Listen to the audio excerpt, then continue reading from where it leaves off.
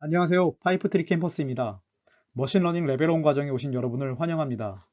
머신러닝 레벨1 과정은 크게 6개의 주제로 구성되어 있으며 인공지능과 머신러닝에 대한 전반적인 개념을 이야기하려고 합니다. 크게 2개의 챕터로 나눠서 진행하려고 합니다.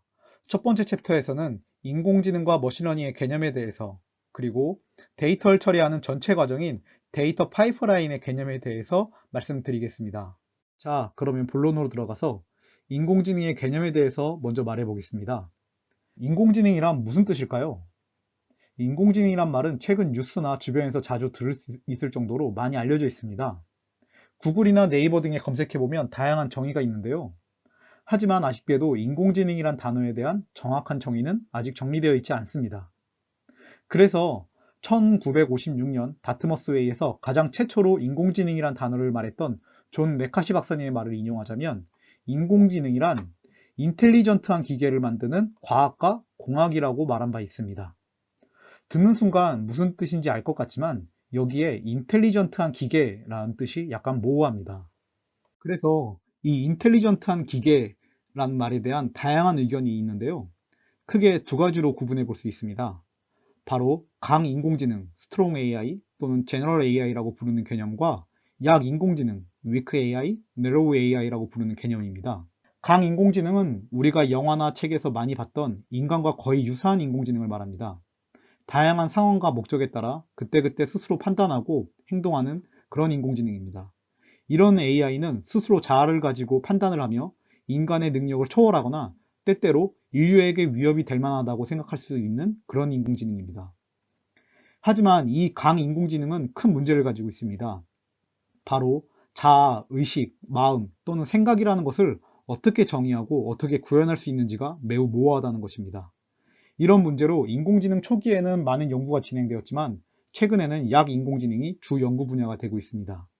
약인공지능은 우리가 삶에서 흔히 볼 수 있는 그런 인공지능입니다. 자동문이나 선풍기와 같이 기본적인 기능부터 챗봇이나 자율주행 차량과 같이 특정한 목적을 위해 그 기능이 구현된 인공지능입니다. 이런 인공지능은 해당 기능의 전문가와 매우 유사한 수준이거나 더 뛰어난 수준을 보이며 도구나 조언자로서의 역할로 개발이 됩니다. 약인공지능은 우리의 의사결정을 매우 효율적으로 도와주며 삶과 사업 전체에 걸쳐 적용되고 있는 분야입니다. 따라서 우리는 이 약인공지능에 대해서 이야기해 보겠습니다. 우리는 어떤 방법으로 전문가의 능력을 모사해서 유사하거나 혹은 더 뛰어난 성능의 인공지능을 만들 수 있을까요? 그 방법은 의외로 굉장히 많습니다. 1956년 다트머스 회의에서 AI란 단어가 처음 정립된 이후 다양한 방법으로 약인공지능이 구현되어 왔습니다. 특히 익스퍼트 시스템이라고 하는 전문가 시스템이 인공지능 구현의 중요한 한 가지 방법입니다. 이건 어떤 문제에 대해 전문가가 자신의 지식을 논리적으로 정리해서 컴퓨터 혹은 기계에게 전달하는 방법입니다. 즉 사람이 지식을 프로그래밍이나 제어를 통해 컴퓨터나 기계에게 옮기는 것이죠. 이런 건 우리 주변에 아주 많이 있습니다. 앞서 말씀드렸던 자동문이나 전자제품부터 내비게이션 같이 복잡한 프로그램까지 아주 많이 만들어져 있습니다. 이 전문가 시스템에 많이 쓰이는 기법이 바로 if, then 기법입니다. 이게 뭐냐면 가령 예를 들어서 소방차와 경찰차를 구분하는 인공지능을 만들고 싶다고 가정해 보겠습니다. 그러면 전문가가 이렇게 정리할 수 있을 겁니다. 소방차는 바퀴가 4개 달려 있고 색깔은 빨간색이며 사다리가 달려 있다. 그러면 컴퓨터에 대해 이렇게 프로그래밍을 하는 겁니다. if 빨간색이고 바퀴가 4개 달려 있고 사다리가 달려 있다. then 그러면 소방차다. 그리고 경찰차는 이렇게 정리할 수 있겠죠. 색깔이 if 파란색이면 then 경찰차. 이런 식으로 많은 것들을 정리하고 인공지능으로 만들 수 있습니다. 이렇게 만든 인공지능은 아주 잘 작동을 합니다. 파란색 소방차가 나오기 전까지는요. 이런 것처럼 전문가 시스템은 개발하는 사람, 즉 전문가의 영향이 큰 영향을 미칩니다.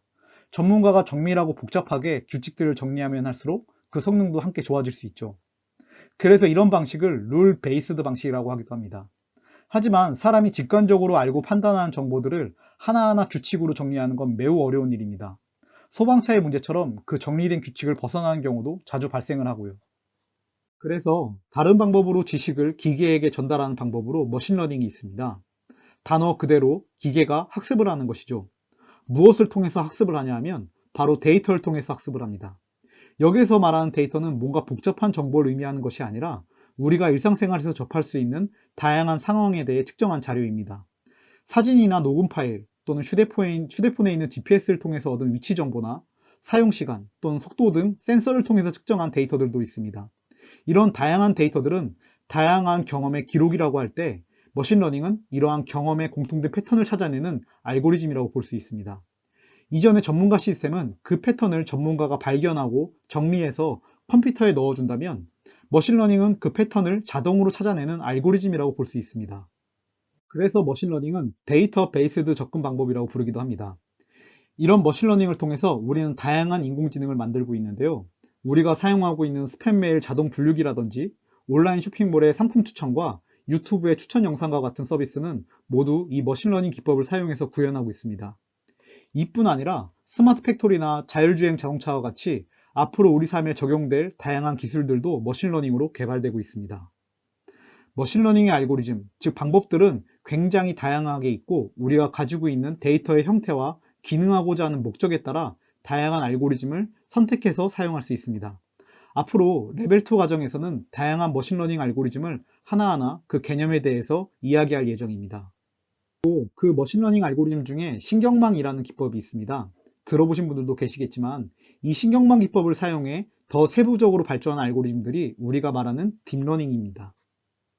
인공지능의 개념을 설명을 할 때 다음과 같이 인공지능의 구현 복잡도에 따라서 설명하기도 합니다. 여기 보시는 것처럼 가장 단순한 수준의 제어가 가능한 레벨 1의 인공지능부터 복잡한 수준의 제어가 되는 레벨 2의 인공지능, 그리고 데이터베이스드의 머신러닝과 레벨 4의 딥러닝까지 정의하는 방법으로도 이해할 수 있습니다. 우리는 이 중에서 머신러닝에 대해서 이야기를 하고 딥러닝은 이번 과정에서는 제외되며 다른 과정에서 별도로 공부할 예정입니다. 자, 지금까지 인공지능의 전체적인 개념에 대해서 이야기했다면 이제부터는 인공지능의 한 가지 방법론인 머신러닝에 대해서 이야기해 보겠습니다. 인공지능과는 다르게 머신러닝에 대해서는 정리된 개념이 존재합니다. 가장 먼저 머신러닝의 개념을 이야기한 분이 있는데 바로 아서 사무엘이라는 분입니다. 뭐라고 말씀하셨냐면 컴퓨터가 명시적으로 프로그램되지 않고 학습할 수 있도록 하는 연구 분야라고 이야기를 했습니다. 여기서 명시적이라는 말은 앞서 설명드렸던 전문가 시스템과 다른 부분이라고 볼 수 있습니다. 즉 어떤 행동 목표에 대해 명시적으로 그 명령을 프로그램하지 않고 학습이라는 개념을 통해서 목적을 달성하게 한다는 거죠. 그러면 그 학습이라는 건 무슨 뜻일까요? 이 부분에 대해서도 정확한 정의가 있습니다.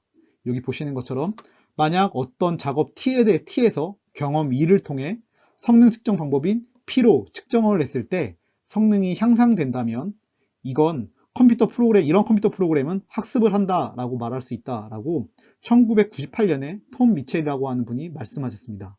이 문장이 매우 긴데요. 무슨 뜻인지 한번 살펴보겠습니다. 자, 아래 그래프와 같이 4개의 점이 있을 때 4개의 점을 통해 가로축 x의 값이 0.6일 때 그 세로축 y의 값이 얼마가 나오는지 예측하는 문제가 있다라고 해보겠습니다. 앞에 학습에 대한 정의에 대입하면 어떤 작업 t는 x가 0.6에서의 y 값을 구하는 것이라고 볼 수 있고요. 그리고 4개의 데이터는 경험 2가 될 수 있겠네요. 그리고 그렇게 해서 계산한 0.6에서의 y 값과 실제 0.6에서의 y 값의 차이를 성능이라고 볼 수 있겠습니다. 즉 계산한 y와 실제 y의 차이가 작으면 작을수록 예측한 성능이 좋다고 볼 수 있겠죠. 자, 이런 경우 우리는 작업 T를 어떻게 수행할 수 있을까요? 아마 일반적으로 이렇게 할 수 있을 겁니다. 4개의 데이터를 모두 만족하는 약간의 차이는 두고요. 어떤 직선의 관계를 생각해 볼 수 있고 이 직선의 관계에 따라서 가로축이 0.6일 때 세로축의 값을 예측해 볼 수 있겠죠. 이런 걸 우리가 예측이라고 하겠습니다. 왜냐하면 우리는 데이터의 위치에 따라 직선의 관계일 거라고 지금 가정을 했고 그 가정에 따라서 y를 추측했기 때문이죠. 자, 그래서 우리는 4개의 점을 만족하는 직선을 다음 점선과 같이 프로그래밍해서 입력을 합니다.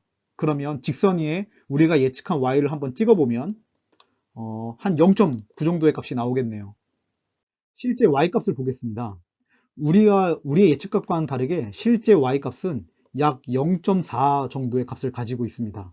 예측한 값과 실제 값의 차이가 약 0.5 정도 발생을 한 거죠. 그래서 우리는 여기서 성능을 0.5라고 얘기를 하고, 그 성능은 이 차이의 숫자가 작아지면 작아질수록 성능이 좋아진다라고 이야기할 수 있겠죠. 자, 그러면 이렇게 차이가 난 원인이 뭘까요? 우선 데이터가 잘못 측정될 수도 있지만 그건 여기에선 이야기하지 맙시다. 데이터는 맞다고 믿고 그 다음엔 또 어떤 원인이 있을까요? 아마 우리가 가정한 직선의 관계가 아닐 수도 있습니다. 왜냐하면 4개의 데이터에서 4개의 데이터 중에서 이 앞에 있는 2개의 데이터와 뒤에 있는 2개의 데이터의 갭이 굉장히 크고 우리는 이 가운데에 있는 영역에 대한 정보가 전혀 없기 때문이죠. 그래서 우린 데이터를 한번 더 수집해 보겠습니다. 한 100개 정도요. 한 100개 정도 데이터를 더 수집해서 이렇게 그래프에 추가했습니다. 정확하게 100개인지 한번 세어보지 마시고요. 아마 맞을 겁니다. 데이터를 추가했더니 우리의 처음 가정과는 다르게 전체 데이터들이 직선이 아닌 곡선 분포로, 곡선 모양으로 분포되어 있습니다. 우리의 가정이 틀렸다는 거죠. 자, 우리는 다시 프로그램을 만들어야겠네요. 새로 다시 그 곡선에 맞는 선을 프로그램으로 만들었습니다. 여기에서 0.6에 해당하는 y의 값은 대략 0.5 정도, 약간 0.4보다 큰 값으로 나오겠네요. 이미 실제 값을 알고 있는 우리는 뭔가 좋아졌다는 걸 느끼시겠죠? 자, 실제 값과 비교해보면 그 차이가 매우 작아졌습니다. 정확하게 얼마인지는 계산하지 않겠습니다. 여기서 세부적인 숫자는 중요하지 않으니까요. 그 차이가 줄어들었다는 게 중요하죠. 아까 처음에 우리는 예측한 값과 실제 값의 차이를 성능 P라고 정의했고 그 차이가 줄어드는 걸 성능이 좋아진다고 정의했었죠. 처음 프로그램과 비교해보면 첫 번째 직선의 프로그램보다 두 번째 만든 곡선 프로그램이 그 차이가 더 작고 그 성능이 더 좋아졌다는 걸 우리는 눈으로 볼 수 있습니다. 이렇게 성능이 좋아지는데 어떤 변화가 있었나요?